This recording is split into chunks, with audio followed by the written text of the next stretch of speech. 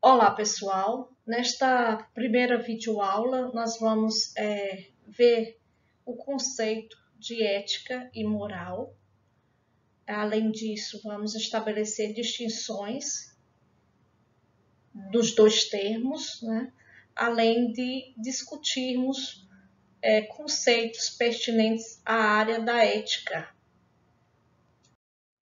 Aqui está o roteiro de nossa aula, né? Veremos aqui o que é um problema moral e um problema ético. O que é ética, o que é moral. Ética, ciência ou filosofia? Ou pode ser trabalhado nas duas perspectivas.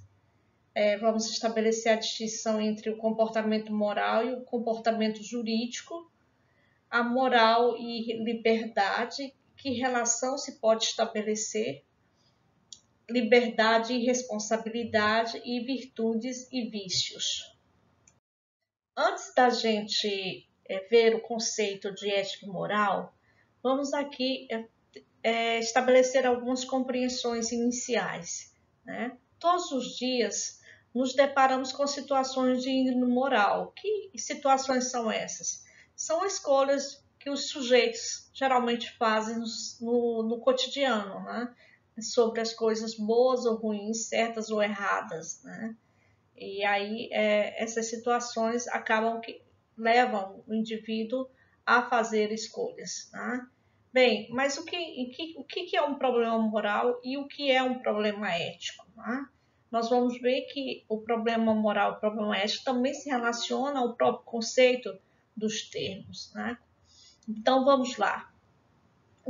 Essa pergunta aqui: devo dar a cadeira para o senhor de idade sentar ou ignorar a sua presença? Então, esse é um problema de cunho prático, efetivo, real, né? E imediato, né? E decorre de uma situação concreta, né?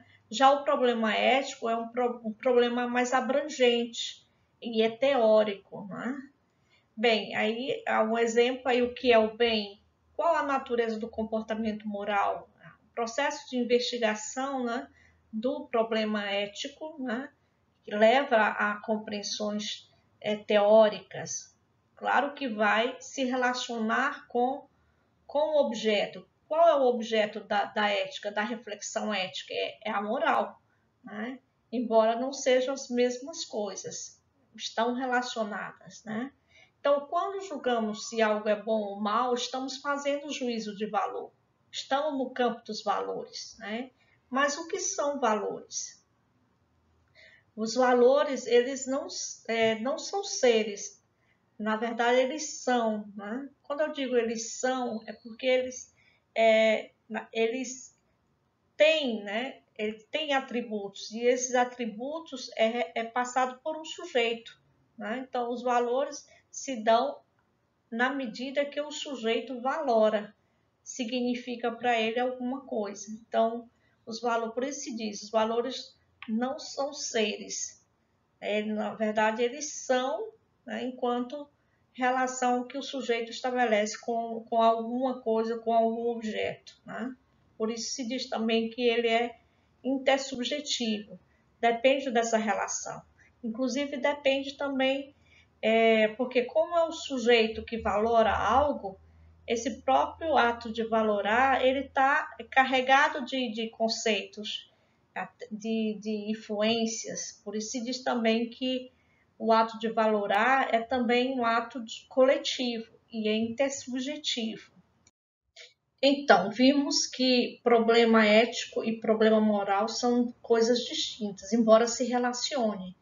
Da mesma forma, os termos, ao conceituarmos tecnicamente, eles vão ser diferentes, né? Então, o que é ética? É a reflexão sobre o comportamento moral, né? E o que é a moral? A moral é propriamente a ação efetiva, né? O modo de agir, o sujeito age efetivamente acerca de uma situação deliberando, escolhendo entre a coisa boa ou a coisa ruim, né? Bem, falar de ética, nós podemos trabalhar ela na ciência, tá? Pelo método científico, como também podemos trabalhar do ponto de vista filosófico. Inclusive, ela é muito concebida, é território a ética da filosofia, mas é possível também trabalhar, investigar cientificamente. Tá? E aí há relações entre filosofia e ciência, à medida que, quando a filosofia se aproxima, né, dos estudos realizados pela ciência, isso possibilita, né, ela deixar, né, aquela ideia de ser meramente especulativa, né? Quando ela se baseia apenas em teorias, né, para, digamos assim, refletir, né, apontar fundamentos, ela acaba por ser especulativa. Portanto, o Vasquez ele vai estabelecer e vai dizer que essa relação é importante entre filosofia e ciência.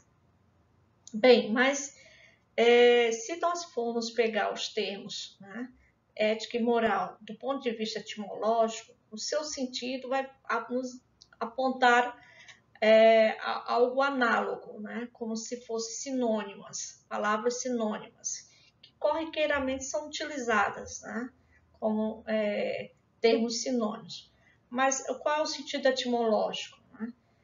Moral vem de more, ou mores, que significa costume ou costumes, né? Que é algo que adquirido, né? E ethos, que vem do grego, que significa caráter, que é um modo de ser também adquirido. Então, tem esse aspecto que é análogo. Né? Bem, ao falar de moral, né, estamos falando de ação, um indivíduo que age. Quando ele age, fazendo escolhas, esse ato tem uma consequência, que muitas vezes as pessoas só olham para o resultado. No entanto, nós tem uma estrutura, né? Tem um motivo, tem intenção ou fim, né? Tem a decisão pessoal, tem um emprego de meios adequados, né? Tem o resultado e tem consequências. Né? Consequências que podem ser para o outro, apenas uma pessoa, para várias pessoas e pode ter uma repercussão, uma consequência muito maior, pode atingir muito mais outras pessoas. Né? Então, a estrutura do ato moral é uma coisa que é importante observá-la. Então, algumas distinções vamos fazer entre o comportamento moral e o comportamento jurídico. Tá? Bem, as semelhanças. Ambas regulamentam as relações dos homens por meio da norma. Então, essa norma, ela visa a coesão, né, social. Né? Regular as relações. Né? Elas são imperativas, são obrigatórias, né? E têm um caráter histórico. Elas sofrem transformações, né, ao longo da história. As diferenças, uma, né, é necessária a convicção íntima, no caso da moral, e a outra não exige essa convicção íntima, necessariamente ela deve ser cumprida, porque é uma exigência do Estado. Né? A forma de coação é diferente, uma é mais pela própria consciência, a outra não. Né? Tem uma série de implicações. Né? Uma é codificada oficialmente e a outra não. Uma é mais ampla, no caso a moral está espraiada nas relações, e a outra não, é mais restrita. Né? Por quê? Porque o Estado ele regulamenta aspectos da vida humana, né? Então ela é mais restrita.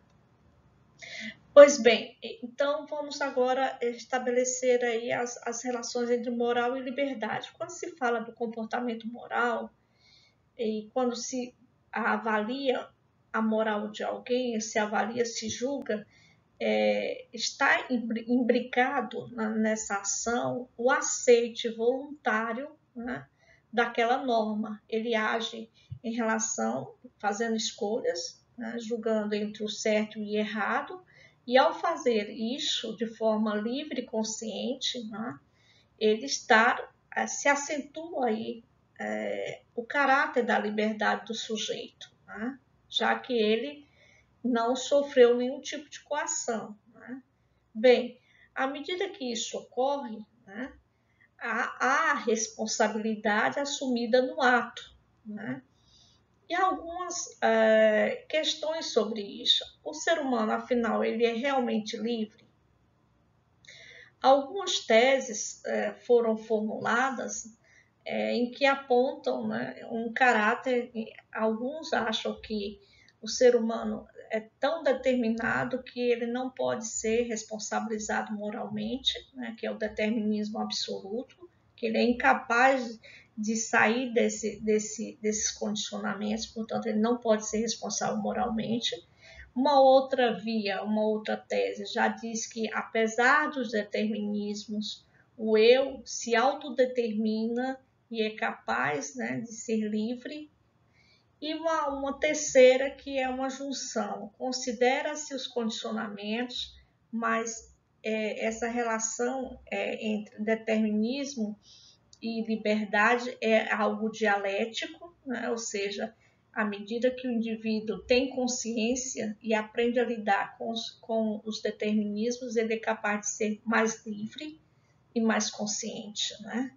Bem, em relação à questão das virtudes e dos vícios, né? Porque quando a gente fala de comportamento moral, a gente fala também, se falamos de coisas certas e erradas, de coisas boas ou coisas maus, então estão diretamente relacionadas também ao termo, né?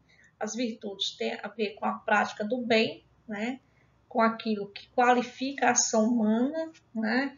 Tipo a polidez, né? A lealdade, a prudência, né? São virtudes, e os vícios são as práticas do mal, né? Ou seja, aquelas ações que o homem realiza com uma certa, digamos assim, uma certa liberdade, sem responsabilidade, né? Então, tem a ver com violência, tem a ver com a deslealdade, né? E por aí vai.